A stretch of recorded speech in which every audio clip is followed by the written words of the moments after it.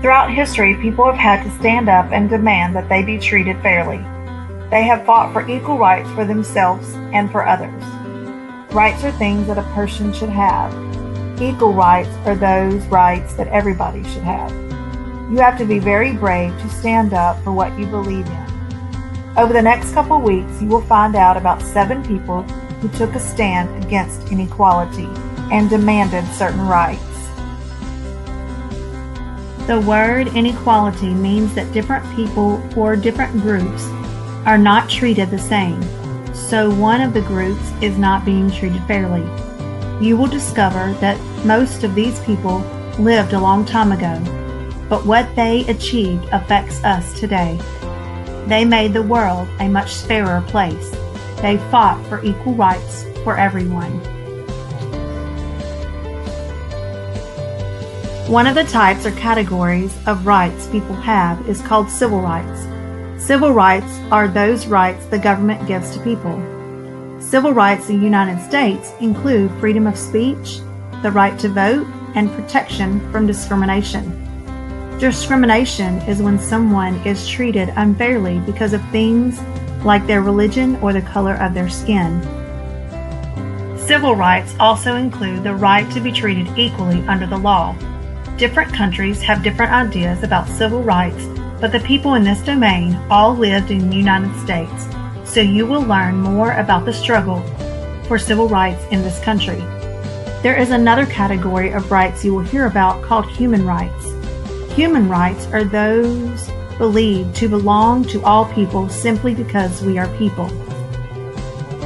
You will hear about people in this domain who fought for human rights.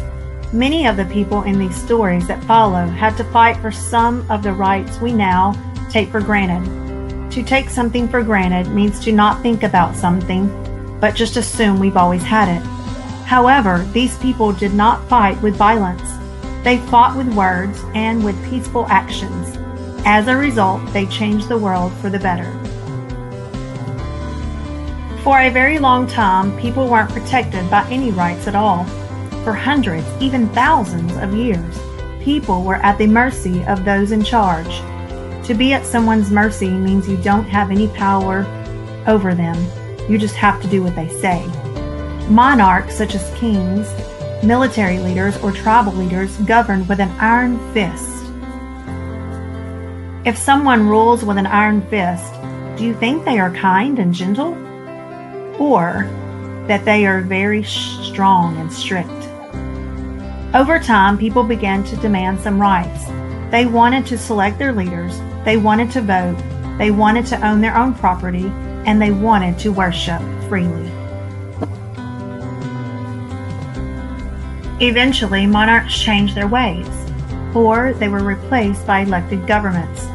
Gradually, governments, including the U.S. government, started granting people civil rights, which meant that people would be treated fairly. Sadly, when governments do not guarantee rights, people face great difficulties. Often the most basic human needs, such as food to eat, a safe place to live, and a good education and job, are denied. We should never forget how lucky we are to live in a country that cares about people and their rights. However, even in the United States, the government and some more powerful groups of people have not always treated everyone fairly and equally. For a very long time, in many parts of the world, women did not have the right to vote. In the United States, it wasn't until the 1920s that all women were granted or given the right to vote. This change to the law happened after women protested, marched, and campaigned for this right. To protest means that you're upset with something. To campaign means to take part in activities that are intended to change people's minds or convince them of something.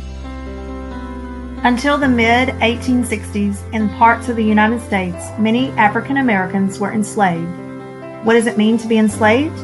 Enslaved people are forced to work for no money and are not free to make their own choices about their lives. Even after slavery was abolished or ended, in some states, African Americans did not have the same legal rights as white people and were not treated equally. In the South, for example, African Americans were not allowed to attend certain schools or eat at certain restaurants. Barriers were also placed in their way when African Americans tried to vote. In this domain, you will learn about two people who helped to defeat or end this inequality. What does inequality mean? With their supporters, they marched, campaigned, and demanded equal rights under the law until finally, in 1864, President Johnson signed the Civil Rights Act. This act removed unfair laws by prohibiting or ending discrimination. What does discrimination mean? The following year, the Voting Rights Act removed all voting barriers for African Americans. This meant that African Americans would be allowed to vote just like all Americans without facing discrimination. This document was a letter of protest against the unfair treatment of the colonists by the British. What does protest mean? The colonists fought for their rights and freedoms and founded a new nation, the United States of America. In this domain, you will find out about 7 individuals who, like Thomas Jefferson and other founding fathers, stood up for what they believed in. Here's a quick introduction of a summary of the achievement for which each is known. Susan B. Anthony thought that women should have the same educational and employment opportunities as men. This means that she fought for girls and women to be able to go to school and get the kinds of jobs boys and men could get. Susan believed that women should be allowed to vote. She dedicated her whole life to making the world a fairer place for women. Eleanor Roosevelt worked to improve the quality of life for many groups of people, but especially for children, women, Native American, and African Americans. She was concerned about the fact that girls did not have the same educational opportunities as boys, and that far too many African Americans lived in poverty. She traveled all over the United States and talked to the poor and needy. She encouraged her husband, President Franklin D. Roosevelt, to make changes that would reduce poverty and let everyone live a better life. Mary Bethune worked to create educational opportunities for African American girls during the time when there were separate schools for children of different skin color.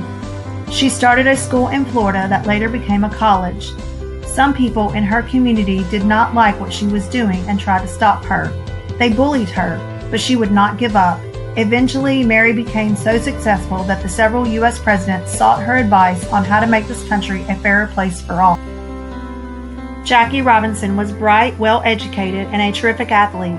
He became the first African American to play Major League Baseball. When Jackie first began playing Major League Baseball, some of his fellow team members and fans treated him badly. Jackie Robinson did not give up. Because of his courage and talent, he changed people's attitudes or views about things.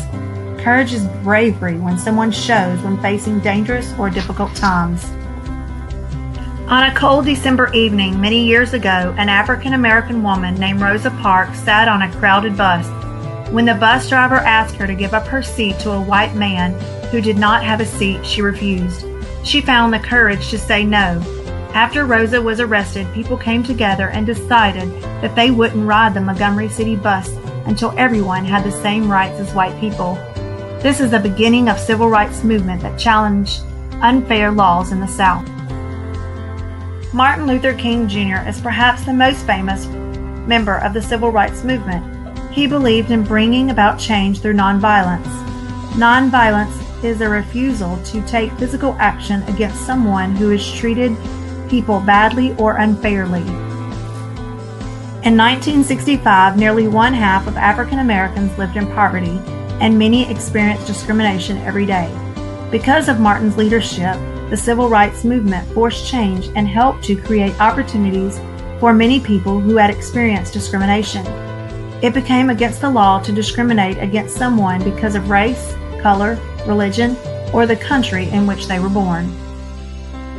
Cesar Chavez knew firsthand about how hard it was to be a farm worker who had traveled from farm to farm. He knew that farm workers who did this type of work earned very little money for the hard work that they did. In 1962, Caesar and his friend organized thousands of farm workers into a group called a union. Because so many people came together as part of this union and demanded change, Caesar found a way to improve the lives of all farm workers. The people you will learn about had courage. What does courage mean? Sometimes they were bullied or threatened, but this did not stop them from doing what they knew was right. As you hear these stories, think about how different life would have been all those years ago when these people set out to make the world a better place.